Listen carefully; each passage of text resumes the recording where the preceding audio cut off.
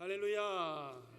하나님의 놀라우신 은혜와 평강이 우리 모든 주의 성도들과 함께 하시기를 예수님의 이름으로 축원합니다. 아멘. 자, 오늘은 로마서 11장 11절에서 36절 말씀 중심으로 놀라운 하나님의 섭니다. 우리 제목 같이 한번 힘차게 읽어보겠습니다. 시작. 놀라운 하나님의 섭리.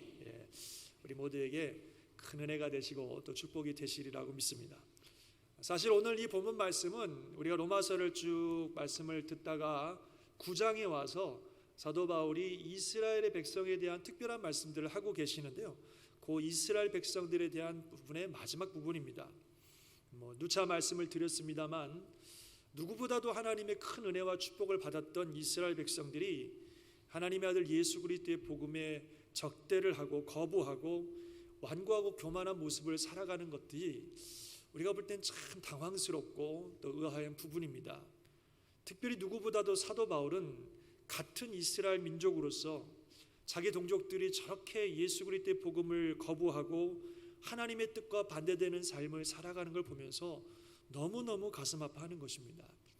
비록 본인은 이방인의 사도라고 하는 직책을 받아서 이방인들에게 복음을 전하며 살고 있지만 마음속으로는 늘 기도하는 것이 어떻게든지 내 민족이 내 백성들이 주께 돌아오기를 간절히 바라는 것입니다.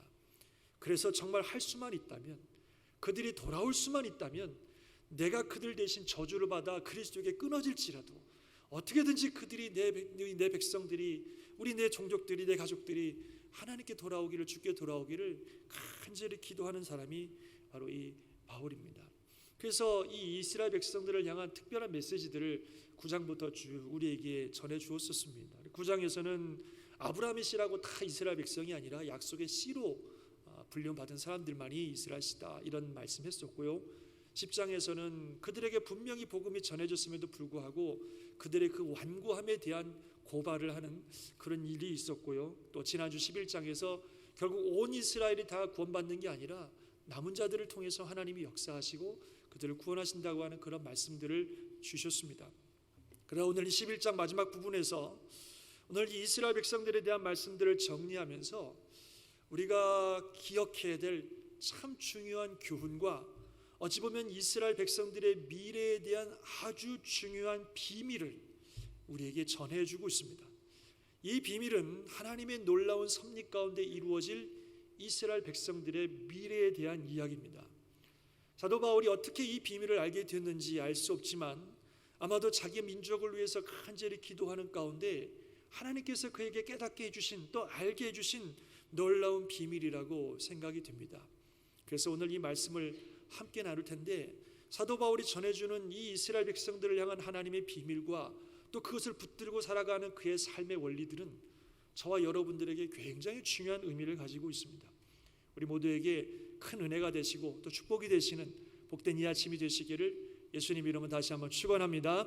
아멘. 자, 그러면 사도 바울이 밝히고 있는 이스라엘 백성들의 미래에 대한 하나님의 신비, 하나님의 비밀이 무엇인지 여러분 읽으셨지만 다시 한번 보도록 하겠습니다. 한번 같이 읽어보겠습니다. 시작. 형제들아, 너희가 스스로 지혜 있다 하면서 이 신비를 너희가 모르기를 내가 원하지 아니하노니 이 신비는 이방인의 충만한 수가 들어오기까지 이스라엘의 더러는 우둔하게 된 것이라. 그리하여 온 이스라엘이 구원을 받으리라. 오늘 본문에서 바울이 얘기하고 있는 이스라엘 백성들에 대한 하나님의 비밀, 하나님의 계획은요, 그들이 결국은 구원을 받을 것이라는 겁니다. 결국은 하나님께 돌아오게 될 것이라는 겁니다. 그러나 그 시기는 이방인의 충만한 수가 다 차기까지, 이방인의 충만한 수가 다 차고 나면 그 다음이라는 거죠.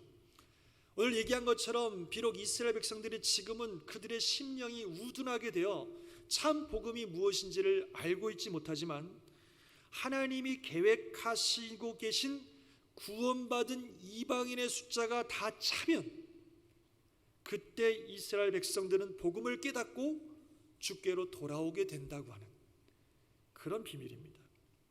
그래서 지금은 이방인들이 구원받는 시기라는 거예요. 그래서 지금 이스라엘 백성들이 복음을 듣지 않고 거부하는 것은 그로 인해 복음이 이방인들에게로 흘러가기 위한 하나님의 뜻이다, 이렇게 이야기하고 있습니다. 본문을 보면 그러므로 내가 말하노니 그들이 이스라엘 백성들을 말하는데요, 넘어지기까지 실족하였느냐? 그럴 수 없느니라. 그들이 넘어짐으로 구원이 이방인에게 이르러 그들로 시기나게 함이라. 이렇게 말씀하셨고요. 그 다음에 30절에도 보면 너희가, 이방인들을 말하는 겁니다. 전에는 하나님께 순종하지 아니하더니 이스라엘이 순종하지 아니하므로 너희가 이제는 궁유를 입었는지라. 이렇게 이야기하고 있습니다. 즉 이스라엘 백성들의 그 넘어짐과 불순종으로 인해 하나님의 구원의 복음이 이방인에게 이르게 되었고, 그래서 이방인들이 하늘의 긍휼과 은혜를 받았다는 것입니다. 그래서 이 놀라운 은혜의 역사가 계속적으로 확장되어 이방인들의 숫자가 차면, 즉 복음이 모든 이방인들에게 전해지고 하나님께서 계획하고 계신 이방인들의 숫자가 다 완성되면, 그들을 향한 구원의 역사가 완성되면 이스라엘 백성들은 그때 주께 돌아오게 될 거라는 겁니다. 이게 바울이 받은 그들을 향한 놀라운 신비입니다. 그래서 다시 한번 앞에 읽었지만 형제들아 너희가 스스로 지혜있다면서 이 신비를 너희가 모르기를 내가 원하지 아니하노니, 이 비밀, 이 신비는 이방인의 충만한 수가 들어오기까지 이스라엘의 덜어는 우둔하게 된 것이라. 그리하여 온 이스라엘이 구원을 받으리라. 기록된 바 구원자가 시온에서 오사 야곱에게서 경건하지 않은 것을 돌이키시겠고, 내가 그들의 죄를 없이 할 때에 그들에게서 이루어질 내 언약이 이것이라 함과 같으니라. 그 이스라엘 백성들을 향한 하나님의 언약과 계획이 이루어진다는 거죠. 그래서 그들이 다 주께 돌아오게 된다는 겁니다. 그리고 바로 그들이 다 주께 돌아온 이 놀라운 역사는 온 인류를 향하신 하나님의 구원의 계획의 완성이고, 그것은 온 인류를 축복하는, 모든 사람들이 축복받는 축복의 순간이 될 것이다. 그렇게 얘기하고 있습니다. 이런 말씀을 하고 있어요. 한번 읽어볼까요? 이건요, 그들의 넘어짐이 세상의 충성함이 되며 그들의 실패가 이방인의 풍성함이 되거든 하물며 그들의 충만함이요. 그들의 넘어지는 게 세상의 은혜가 된다면 그들이 충만하게 돌아오는 것이 얼마나 세상이 복이 되겠는가, 이렇게 얘기하는 겁니다. 이렇게 지금은 이스라엘이 복음의 거부적인 태도를 보이고 있지만, 때가 되어 이 복음이 모든 민족에게 전파되고, 그래서 모든 민족이 주님의 은혜 가운데 주께로 나올 자들이 다 나오면 마지막으로 이스라엘 백성들이 마음을 열어 복음을 받아들이게 되고, 그래서 온 인류를 향하신 하나님의 구원의 계획이 완성된다. 이게 하나님의 계획이고, 이게 하나님의 섭리이고, 이스라엘 백성들을 향한 하나님의 비밀이고 신비라는 겁니다. 이해가 되시면 아멘 하시기 바랍니다. 그래서 뭐라고 말씀하고 있냐면, 하나님의 은사와 부르심에는 후회하심이 없느니라. 여기서 후회하심이 없다는 것은 취소되지 않는다, 결정된 걸 돌이키지 않는다, 그런 의미입니다. 이스라엘 백성들을 향한 하나님의 은혜와 그들을 부르신 그 부르심은 되돌아가지 않는다, 취소되지 않는다, 그런 말씀이에요. 하나님의 섭리 가운데 그들을 향한 하나님의 구원의 계획은 완성되어서 언젠가 놀라운 열매를 거두게 될 그날이 올 것이다 라고 바울은 이스라엘 백성을 향한 비밀을 우리에게 전해주고 있습니다. 믿으시기 바랍니다. 그렇게 될 겁니다. 두고 보십시오. 그렇게 될 겁니다. 사실 지금까지 이루어진 세상의 역사를 보면 그렇게 되어가고 있습니다. 예수 그리스도의 복음은 예루살렘에서부터 시작이 되었습니다. 여기 동그라미 약간 작지만 보이시죠? 여기 예루살렘에서부터 시작이 됐어요. 예수 그리스도가 십자가 죽으시고 부활하셔서 복음의 놀라운 역사를 이루신 것은 예루살렘이었어요. 예루살렘으로부터 복음이 시작됐습니다. 그리고 예수님이 승천하신 후 성령께서 그곳에 임하심으로 예루살렘 교회가 탄생되었습니다. 수천 명의 사람들이 주께 돌아와 놀라운 교회를 이루었습니다. 그리고 이 예루살렘 교회로부터 시작된 이 복음은 확산되기 시작했습니다. 그래서 예루살렘에서 안디옥이라는 곳으로 나아가서 거기서 이방인의 첫 교회인 안디옥 교회가 세워졌습니다. 그리고 지금 말씀하고 있는 사도 바울이 안디옥 교회 선교사로 파송되어서 주의 복음을 전하기 시작했어요. 그래서 소아시아 지역, 그리고 그리스 지역, 유럽을 지역을 넘어서 당시 세상의 중심이라고 할 수 있는 이탈리아, 로마로까지 주의 복음이 선포되어지고, 그리고 바울은 이 복음을 들고 당시의 세상의 끝이라고 여겨졌던 서바나, 즉 스페인까지 복음을 확장시켰습니다. 그래서 복음은 온 유럽을 뒤덮기 시작하더니 영국에 이르게 되고, 영국에 의해서 그 유명한 청교도들이 복음의 신앙을 가지고 아메리카 대륙으로 넘어오면서 복음은 이제 아메리카로 넘어오게 됐습니다. 그래서 아메리카 대륙을 변화시키고 온 아메리카 대륙의 주의 복음이 확장되었습니다. 그리고 미국에 의해서 이 복음은 또다시 아시아로 넘어오게 되었습니다. 아시아의 중심이었던 중국과 일본으로 복음이 넘어오고, 그 중국과 일본을 통해서 한국으로 복음이 들어오기 시작했습니다. 특별히 저희 교단은 지난번 말씀드린 것처럼 일본에서 시작된 OMS라고 하는 선교단체를 통해서 훈련된 사람들이 한국에 들어와서 시작된 것이 저희 교단입니다.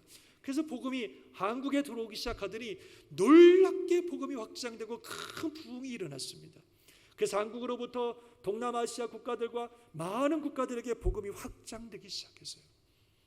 계속해서 복음은 확장되고 서진하더니 여기까지 와 있습니다. 지금 남은 국가들은 이슬람 국가들이 남아 있습니다. 이슬람 국가들이. 언젠가 저 나라들도 주님의 복음이 전파되어지고 예수 그리스도의 복음으로 변화될 날이 오게 될 줄 믿습니다. 그러면 이슬람 국가를 지나면 복음은 다시 예루살렘으로 들어옵니다. 예루살렘에서 시작된 이 복음은 온 지구를 돌아서 다시 예루살렘으로 돌아오는 거예요. 거기가 땅 끝입니다.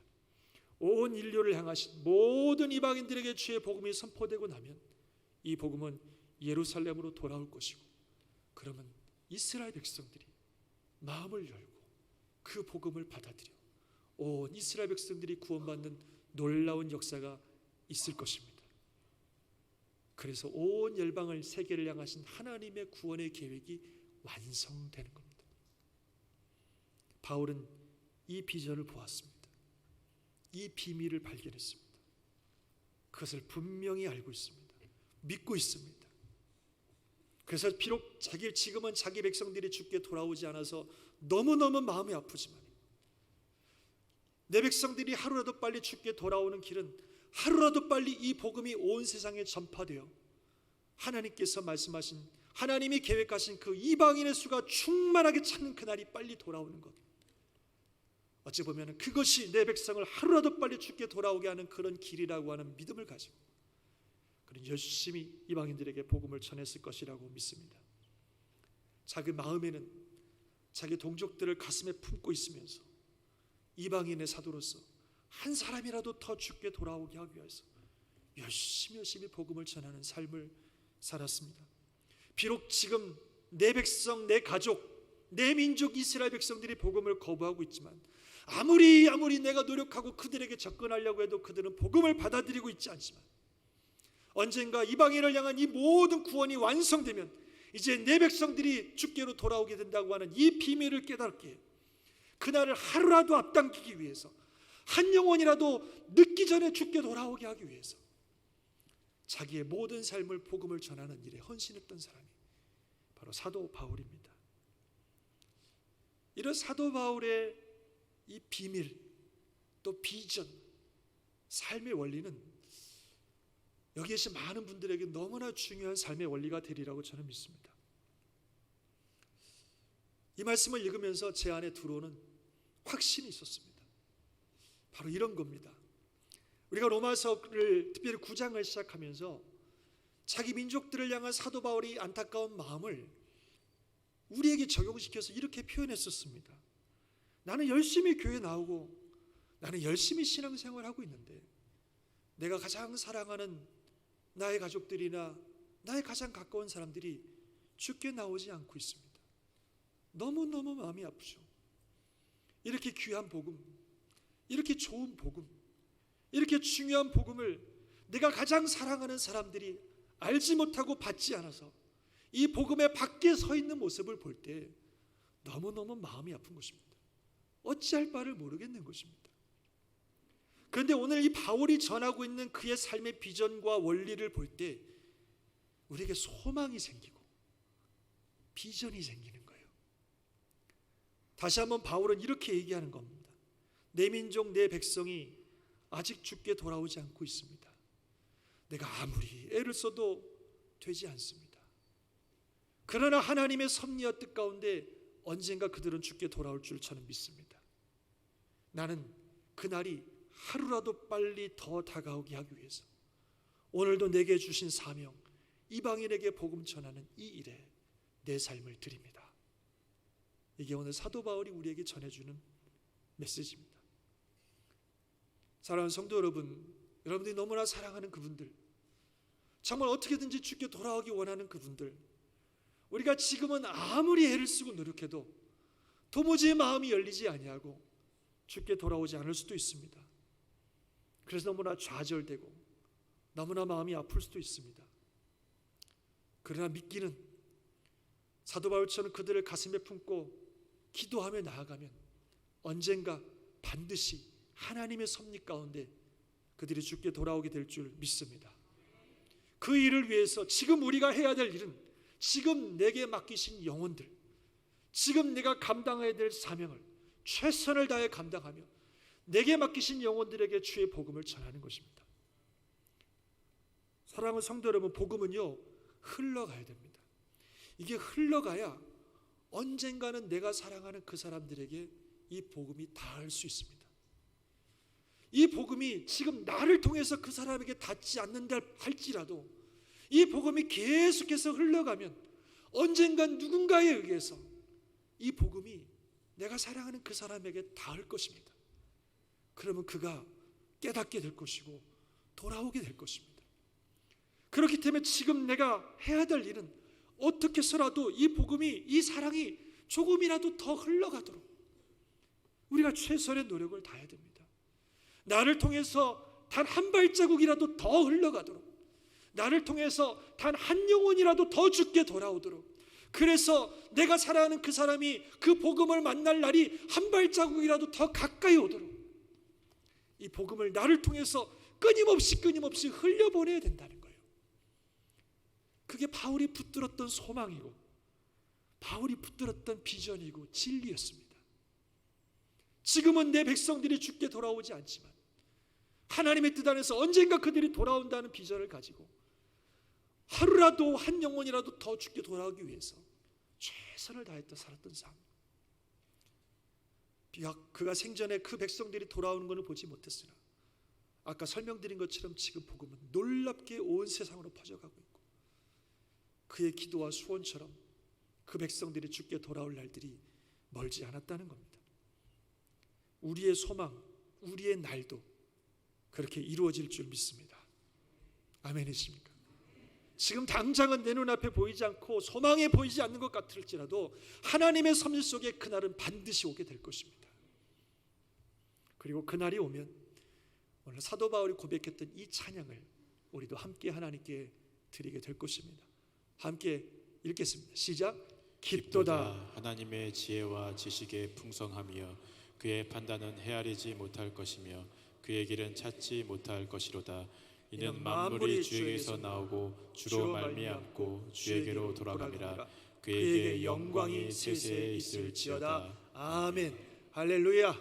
그래서 저와 여러분도 이 소망 가지고 우리가 사랑하는 그들을 위해서 가슴에 품고 끊임없이 기도하시기 바랍니다. 그리고 지금 내게 주신 사명, 지금 내게 맡겨진 그 영혼들을 위하여 최선을 다하며 섬기며 살아갈 때에 언젠가 내가 사랑하는 그분들에게 복음이 닿고 주의 놀라운 은혜 가운데 주께 돌아올 그날이 오게 될 줄 믿습니다. 두 번째로요, 오늘 본문에서 말씀하고 있는 중요한 교훈이 또 한 가지 있습니다. 사도 바울은 너무나 놀라운 이스라엘의 비밀을 밝히면서 우리에게 아주 중요한 교훈을 하나 전해주고 있습니다. 그것을 한번 따라해 보시면 좋겠어요. 나의 믿음을 자랑하지 말라. 그게 오늘 본문을 통해 주시는 또 하나의 귀한 교훈입니다.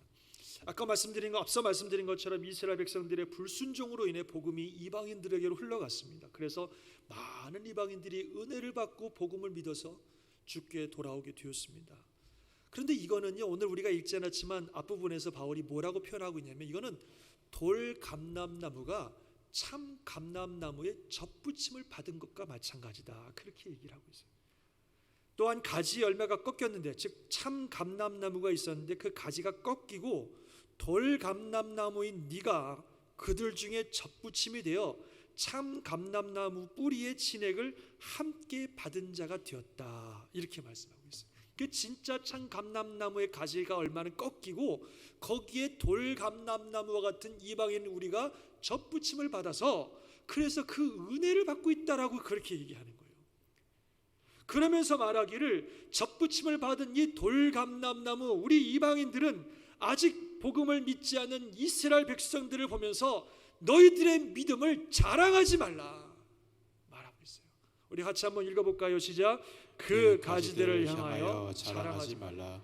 자랑할지라도 내가 뿌리를 보존하는 것이 아니요 뿌리가 너를 보존하는 것이니라. 한 구절 더요. 시작. 옳도다. 그들은 믿지 아니함으로 꺾이고 너는 믿음으로 섰느니라. 높은 마음을 품지 말고 도리어 두려워하라. 우리가 구원받는 건 전적인 하나님의 은혜로 되는 일이에요. 이방인들이 구원받는 건 다 하나님의 긍휼 때문에 가능한 일이었습니다. 그들을 불쌍히 여기셔서 하나님의 구원의 복음이 그들에게 흘러가도록 하나님이 역사하셨고 그 은혜로 구원받았습니다. 그래서 지금 복음을 거부하고 받아들이지 않고 있는 이스라엘 백성들을 향하여 우리가 받은, 이방인들이 받은 그 믿음과 은혜를 가지고 자랑하지 말라는 거예요. 높은 마음 품지 말라는 겁니다.